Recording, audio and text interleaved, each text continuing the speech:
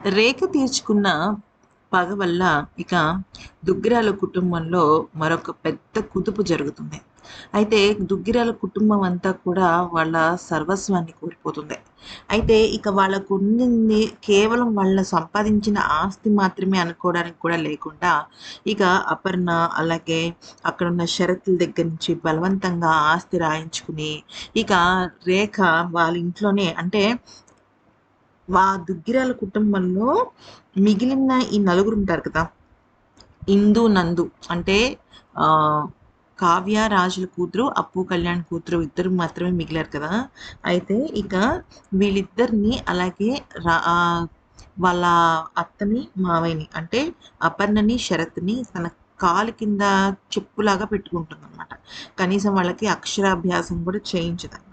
అయితే ఇక ఏమవుతుంది, సరే అదంతా పక్కన పెట్టేస్తే పెద్దమ్మాయి అంటే రాజ్ కావ్య కూతురుగా మళ్ళీ మనకి కావ్య అని ఇందు రూపంలో వస్తుంది కదా! కానీ మరి అప్పు, కళ్యాణ్ కూతురు ఏ రూపంలో వస్తుంది? ఈ చిన్న పాప ఏ హీరోయిన్ అవుతుంది అనేది గనక చూస్తే ఊహించని ట్విస్ట్ మన కళ్ళ ముందు రాబోతుంది. అదే 'కీర్తి బ్యాచ్'. యెస్. మీరు వింటున్నదైతే నిజమే. ఎందుకనంటే మనకు అందిన సమాచారం ప్రకారం 'కీర్తి భట్' మొన్నటి వరకైతే తను సీరియల్స్ చేయలేదు. ఎందుకనంటే తను మ్యారేజ్ చేసుకోవాలి అన్న ఆప్షన్‌తో ఉంది. కానీ ఆ మ్యారేజ్ కాస్త తనకి బ్రేకప్ అయిపోయింది. అందుకనే తను 'బీబీ జోడీ' నుంచి కూడా పక్కకు తప్పుకుంది. ఎందుకంటే కొంచెం తన మైండ్ డిస్టర్బ్ అయింది కాబట్టి, ఆ పెయిన్ నుంచి బయటికి రావాలి కాబట్టి.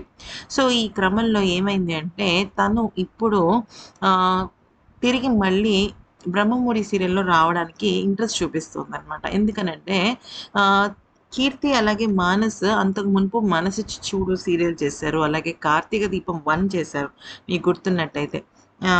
దానిలో గనక శౌర్య అండ్ వాళ్ళ మేనల్ పాత్ర చేశారు. సో, ఈ క్రమంలో కీర్తి భట్ అయితే మానస్‌తో తనకి చాలా కంఫర్ట్‌గా ఉంటుంది చేయడానికని చెప్పేసి, చిన్న పాప పాత్రని కీర్తి భట్‌కి ఇవ్వడం అయితే జరిగిందంట. కానీ కీర్తి భట్ ఇంకా కన్ఫర్మ్‌గా ఓకే చేసిందన్నట్టు తెలియలేదనమాట. సో, చూద్దాం దానికి సంబంధించిన పూర్తి క్లారిటీ, పూర్తి వివరాలైతే మనం తెలుసుకుందాము. మరి ఈ వీడియో గనుక నచ్చినట్టయితే లైక్ చేసి, సబ్స్క్రైబ్ చేయండి.